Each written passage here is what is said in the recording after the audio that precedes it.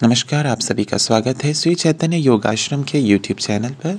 आज हम भगवद गीता के 5वें अध्याय के बारे में चर्चा करेंगे। तो चलिए शुरू करते हैं। इसमें सर्वप्रथम अर्जुन बोले, कृष्ण, आप कर्मों के संन्यास की और फिर कर्मयोग की प्रशंसा करते हैं।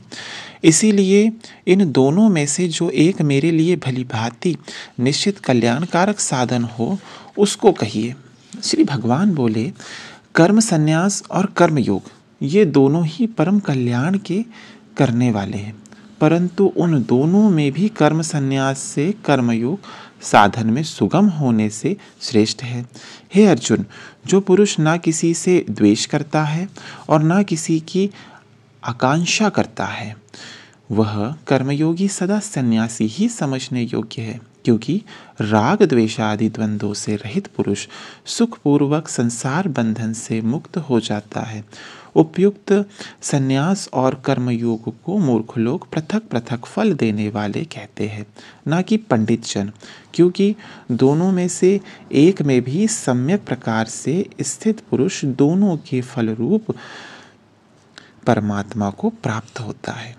ज्ञान योगियों द्वारा जो परम धाम प्राप्त किया जाता है, कर्म योगियों द्वारा भी वही प्राप्त किया जाता है। इसीलिए जो पुरुष ज्ञान योग और कर्म योग को फल रूप में ऐसा एक देखता है, वही यथार्थ देखता है। परंतु हे अर्जुन, कर्मयोग के बिना संन्यास अर्थात मन, इंद्रिय और शरीर द्वारा होने वाले संपूर्ण कर्मों में कर्तापन का त्याग प्राप्त होना कठिन है, और भगवत स्वरूप को मनन करने वाला कर्मयोगी परब्रह्म परमात्मा को शीघ्र ही प्राप्त हो जाता है।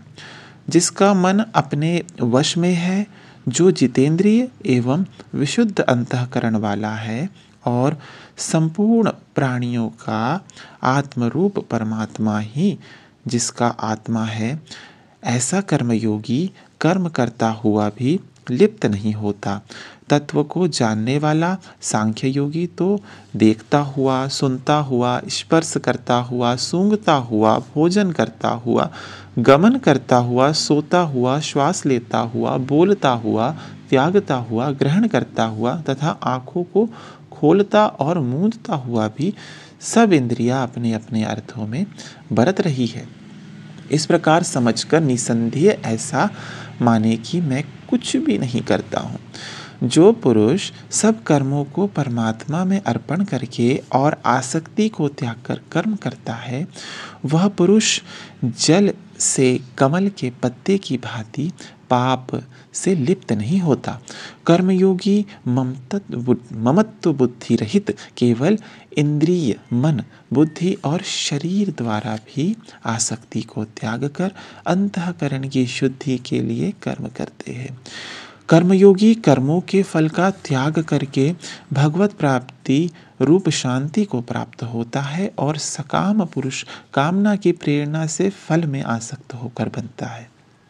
अंतःकरण जिसके वश में है, ऐसा सांख्य योग का आचरण करने वाला पुरुष ना करता हुआ और ना करवाता हुआ ही नव द्वारों द्वारा वाले शरीर रूप घर में सब कर्मों को मन से त्याग कर आनंद पूर्वक सच्चिदानंद घन परमात्मा के स्वरूप में स्थित रहता है। परमेश्वर मनुष्य के ना तो कर्तापन की, ना कर्मों की और ना कर्मफल के संयोग की ही रचना करते हैं, किंतु स्वभाव ही बरत रहे हैं। सर्वव्यापी परमेश्वर भी ना किसी के पाप कर्म को और ना किसी के शुभ कर्म को ही ग्रहण करता है, किंतु अज्ञान के द्वारा ज्ञान ढका हुआ है, उसी से सब अज्ञानी मनुष्य मोहित हो रहे हैं। परंतु जिनका वह अज्ञान परमात्मा के तत्वज्ञान द्वारा नष्ट कर दिया गया है, उनका वह ज्ञान सूर्य के सदृश उस सच्चिदानंद घन परमात्मा को प्रकाशित कर देता है। जिनका मन तद्रूप हो रहा है, जिनकी बुद्धि तद्रूप हो रही है और सच्चिदानंद घन परमात्मा में ही जिनकी निरंतर एक ही भाव से स्थिति है, ऐसे तत्परायण पुरुष ज्ञान के द्वारा पाप रहित होकर पुनरावृत्ति को अर्थात परम गति को प्राप्त होते हैं। वे ज्ञानी जन विद्या और विनय युक्त ब्राह्मण में तथा गौ, हाथी, कुत्ते और चांडाल में भी समदर्शी ही होते हैं। जिनका मन स्वभाव में स्थित है, उनके द्वारा इस जीवित अवस्था में ही संपूर्ण संसार जीत लिया गया है, क्योंकि सच्चिदानंद घन परमात्मा निर्दोष और सम है। इससे वे सच्चिदानंद घन परमात्मा में ही स्थित है। जो पुरुष प्रिय को प्राप्त होकर हर्षित नहीं हो और अप्रिय को प्राप्त होकर उद्विग्न ना हो, वह स्थिर बुद्धि संशय रहित ब्रह्मवेत्ता पुरुष सच्चिदानंद घन ब्रह्म परमात्मा में एक ही भाव से नित्य स्थित है। बाहर के विषयों में आसक्ति रहित अंतःकरण वाला साधक आत्मा में स्थित हो जो ध्यान जनित सात्विक आनंद है उसको प्राप्त होता है। तदनंतर वह सच्चिदानंद घन परब्रह्म परमात्मा के ध्यान रूप योग में अभिन्न भाव से स्थित पुरुष अक्षय आनंद का अनुभव करता है। जो ये इंद्रिय और विषयों के संयोग से उत्पन्न होने वाले सब भोग हैं, वे यद्यपि विषयी पुरुषों को सुख रूप भासते हैं तो भी दुख के ही हेतु है और आदि अंत वाले अर्थात अनित्य है। इसीलिए हे अर्जुन, बुद्धिमान विवेकी पुरुष उनमें नहीं रमता। जो साधक इस मनुष्य शरीर में शरीर का नाश होने से पहले पहले ही काम क्रोध से उत्पन्न होने वाले वेग को सहन करने में समर्थ हो जाता है, वही पुरुष योगी है और वही सुखी है।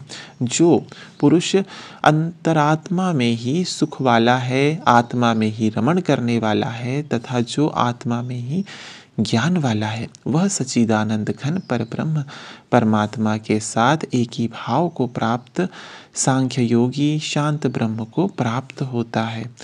जिनके सब पाप नष्ट हो गए हैं, जिनके सब संशय ज्ञान के द्वारा निवृत्त हो गए हैं, जो संपूर्ण प्राणियों के हित में रत है और जिनका जीता हुआ मन निश्चल भाव से परमात्मा में स्थित है, वे ब्रह्मवेत्ता पुरुष शांत ब्रह्म को प्राप्त होते हैं।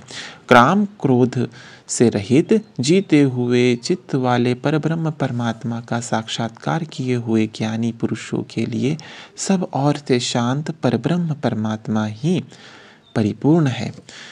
बाहर के विषय भोगों को न चिंतन करता हुआ बाहर ही निकालकर और नेत्रों की दृष्टि को भ्रुकुटी के बीच में स्थित करके तथा नासिका में विचरने वाले प्राण और अपान वायु को सम करके जिसकी इंद्रियां, मन और बुद्धि जीती हुई है, ऐसा जो मोक्षपरायण मुनि इच्छा, भय और क्रोध से रहित हो गया है, वह सदा मुक्त ही है।